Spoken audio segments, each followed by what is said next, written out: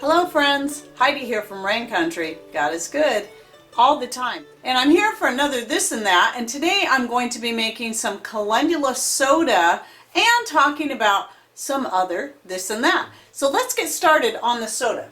First thing I want to do is show you what I've got here. Now this is the soda I started a few days ago, and I tasted it, and just like I suspected, it is wonderful. And so it is ready to go. And I'm going to be straining it out, and then I'll be starting a new batch with some fresh calendula, and I'm throwing in a few pansies too from the garden, and I'll show you how I do that. Okay, so the first thing we're going to do is we're going to strain the flowers out, and the smell is pretty amazing. It's just really wonderful. And I'm sure somebody could find some things to do with this. Like, I like to cook with calendula quite a bit, so one could take these and throw them into stir fry.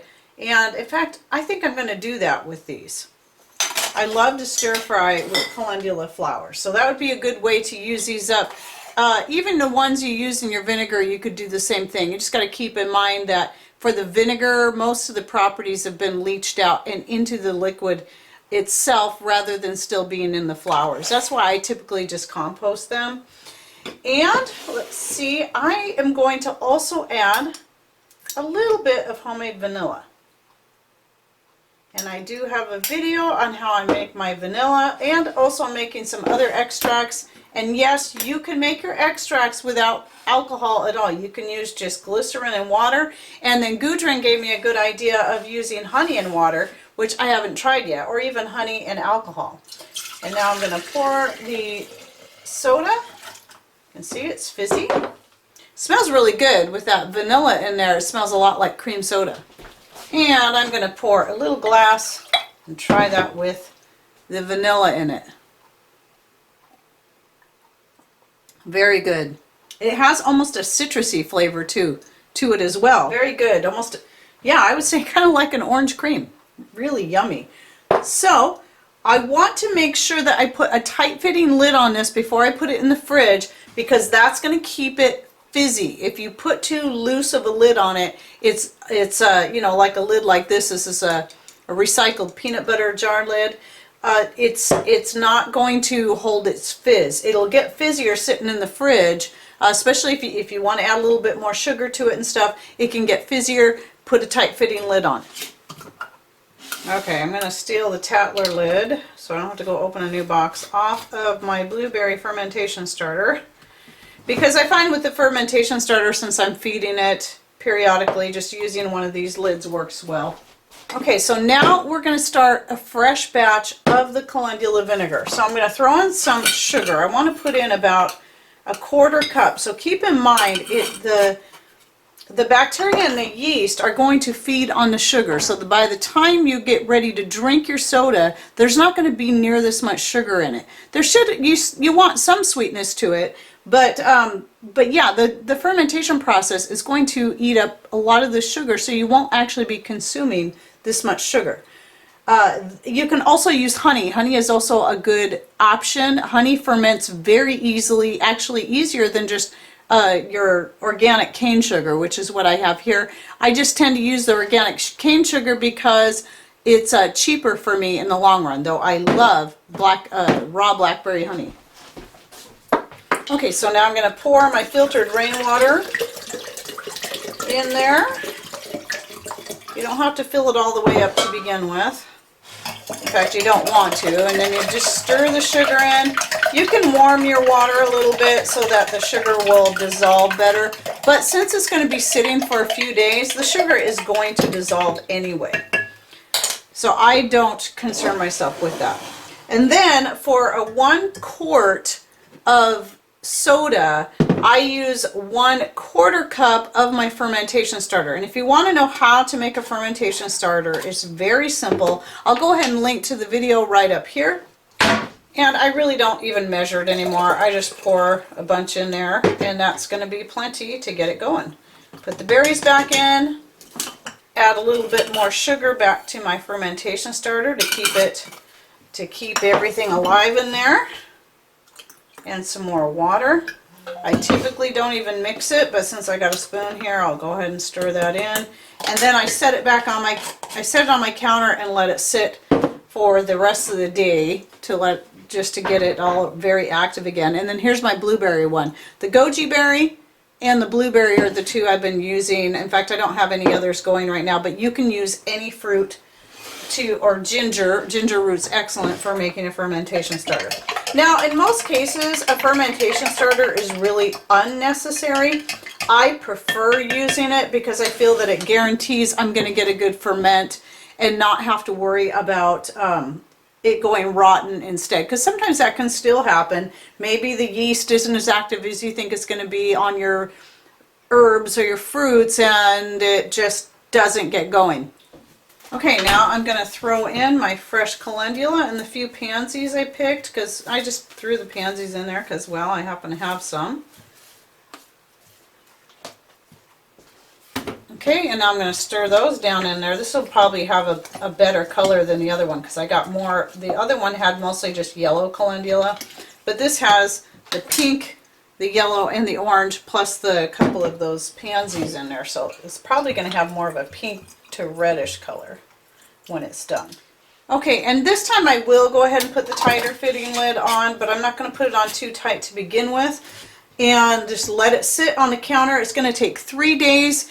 After the first day, I would stir it and then tighten the lid down after that, and then let it sit for a couple more days. You want, at the end process, you want a tight lid on it so that it keeps it fizzy. But at first, I like to keep it a little bit loose or use a plastic lid to allow the gases to escape better. Okay, and then I'm just going to set that on my counter over here so I can keep an eye on it, and it'll be ready in 3 days. Now, one of the things I did want to point out about your fermentation starter and using it, I do have lots of videos out there on using the fermentation starter for fermenting vegetables, eggs, garlic, fruits, and natural sodas. In fact, I prefer using the fermentation starter to make my natural soda more so than the water kefir. I was doing a lot of water kefir last year, but I like the natural soda better. The fermentation starter is easier to keep active. I don't have to worry about giving it too much whatever or this and that and having it, you know, where the kefir grains tend to get smaller and smaller. They seem to take just a little bit extra care to really keep healthy, where with the fermentation starter, it's super easy. So be sure to check out my fermenting playlist.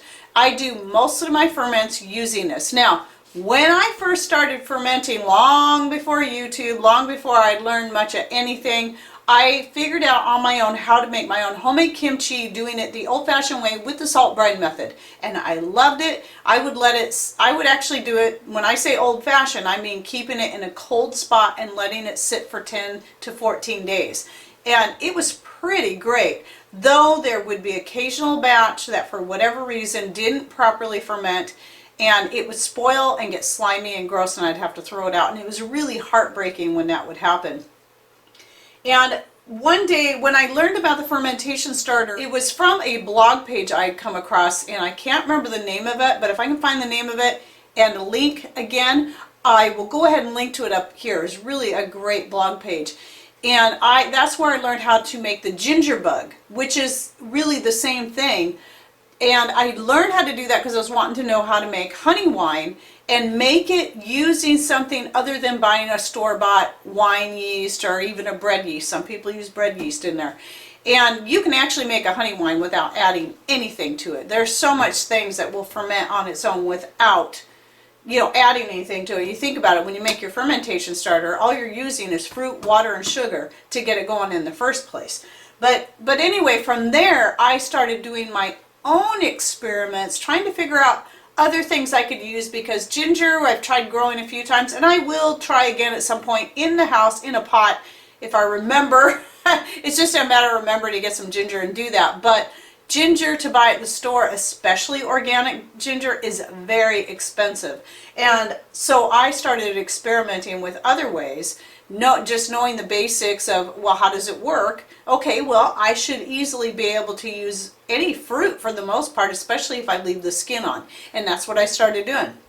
I was working with peaches, strawberries, blueberries, raisins, all kinds of fruits. I've done pineapple, apple, just anything you can think of, and every single one of them worked. I had no problems.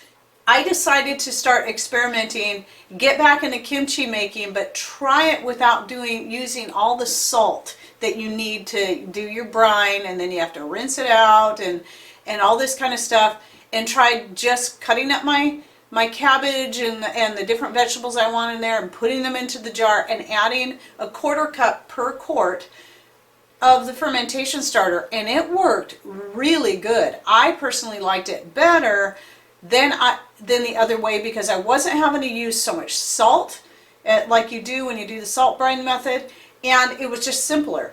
And in 3 days it was very bubbly. Now you can let it sit longer if you want, like I found if I put the lid on it, a good tight fitting lid on it, after 3, 4, 5 days tops, put it in the fridge and let it sit for a long time, it will eventually start to get more of that sour flavor that you would expect from a kimchi.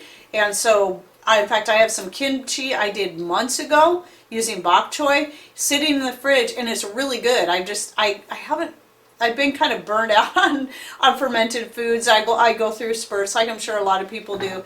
And so the last time I pulled it out, it had already been sitting in there for months, and it was super good. And that was using the fermentation starter and very little salt. The salt's only added for flavor. So that's one way you can do it.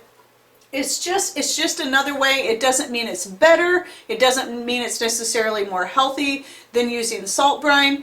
Obviously, you don't want to use the salt brine when you're fermenting fruits, though.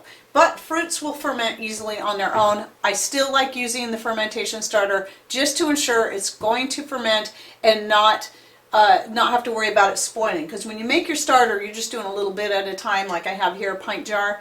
And you're not going to have so much waste as if you start a big jar, maybe even a gallon of fermented fruit, and it all spoils on you. So this is a much easier thing for me. Okay, so moving on to the other this and that I have going on. Now, I need to make Mr. Rain. This Atlas jar is the one I set aside specifically for Mr. Rain's chocolate syrup. He likes adding it to milk. Sometimes we'll splurge and buy some ice cream and use it on ice cream, but he does love making chocolate milk. And so I need to make him some more chocolate syrup, and I have my very own recipe, and I will go ahead and link to it right up here. It's an old video, so it's kind of dark, but that is my own recipe, and I love it. It's a great recipe. It's all organic and natural. You know exactly what's going in there, and I give some options, such as if you don't want to use the organic cane sugar because you're trying to stay away from the cane sugar, honey is a great option. I've done that too. Again, the reason I don't use honey as much is just because of the price. I have to be a little bit more frugal. I save honey for other things, especially when I really want to keep it in its raw form, where with the syrup you got to cook it a little bit and then your honey is no longer raw. So I want the honey in its raw form if I'm going to do it. Okay, and now another thing. You remember my first fall harvest video that I put out this year. It should have been a couple weeks, or about a week ago or so maybe, and from the time that you're seeing this, I showed a squash that grew in my garden that was a mystery squash. I did cut the squash open and cooked it up. And I could tell right away when I cut it open by the smell and the look, and as hollow as it was, I feel pretty positive it was a cross-pollination of a pumpkin and a butternut squash, just because of the shape and everything about it. And I had set these seeds aside from the squash, and so that if I really liked it, I was going to try growing it again and see what I can get from it. But I wasn't super crazy about it. The flavor was fine. It had somewhere between a pumpkin and a butternut squash flavor, but the flavor also wasn't very strong. It was it just didn't have a lot of flavor, I should say. So I don't plan on trying to grow it again. But what I will be doing with these is I like to leave some of that pulp on there like that, as you can see. And I'm just going to be toasting them a little bit in a cast iron skillet. That is my favorite way to do it, with a little bit of salt. and some coconut oil, and it's so good. And I actually have a video, another one's going to be kind of dark because it's an old video that I did on toasting spaghetti squash seed and the way I do it. So I'll go ahead and link to that right up here. It's just super easy. I don't do it in the oven or anything. I do it on the wood stove with a cast iron skillet. You can do it on whatever stove top you want. This one is super good and it's quick. Okay, now over here, as you can see, I have piles of soap. I still need to keep making more soap because the soap has been selling. I'm noticing I'm selling it a little faster these days. And I've come up with a couple of new ones, and this is my favorite one so far. This one is cinnamon vanilla. And I think dandelion is the flower I used in here because I always make sure I use at least one herb from my garden. And this one also has organic Ceylon cinnamon added to it, as well as a cinnamon essential oil and some vanilla essential oil. And then this one is grapefruit rosemary. So in my citrus ones, I always try to use citrus peel from organic citrus. And I've got rosemary from my garden in here. And I think maybe something else. I can't remember. Maybe yarrow, some other herb from my garden. And this is, I really like the smell of this one too. So by the time you see this video, I'm going to be wrapping these up today. So by the time you see these videos, these should be up on my store if they're not sold out. And anyway, so here's the dandelion. Today I'm going to be making orange vanilla dandelion soap. And if I have time, I'm going to make another batch of lime vanilla borage. And so I like to use the borage quite a bit in the soaps. That's just one of the many herbs. And then of course the dandelion I use a lot. And then some of the other ones I like to use quite a bit. I have right here are lavender. This is all stuff from my garden.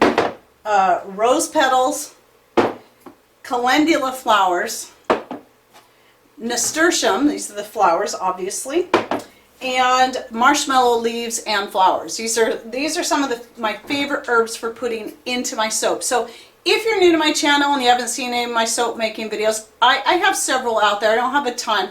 I'll go ahead and link to, I think I'll link to the grapefruit calendula one, and I'll put that right here. And in that one I believe I use bentonite clay. It's just a little added bonus having the clay in there. I'll do a few with that and a few with some oatmeal in there. And it's really good stuff. Oh, and one more thing I wanted to talk about was the calendula vinegar. It turned out really good. I'm going to go ahead and put a picture of it right here. So you can see in this picture there are two different colors, and that is because the one with the pinker color to it, I added some rose petals too, though it was still mostly calendula, and the other one was just straight calendula. Now it's very tart. It has a 3.5 pH. When I tested it, it was somewhere between 3 and 3.5. And so it's a nice strong vinegar. It'll be great for cleaning. It's great for cheese making.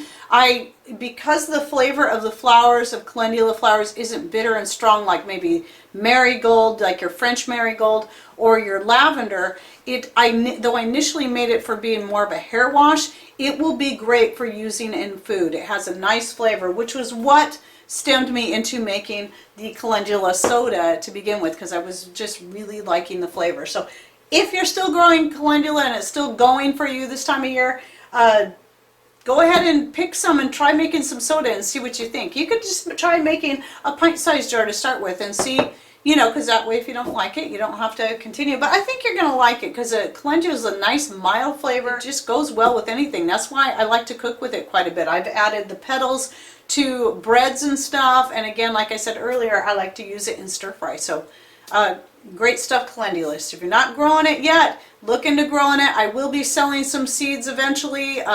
Once all my seeds are done and I got them all ready, I'm going to sort them out and I'll be putting a blend together. I don't know how, it's going to be a limited supply that I'll have because I need to save some for myself.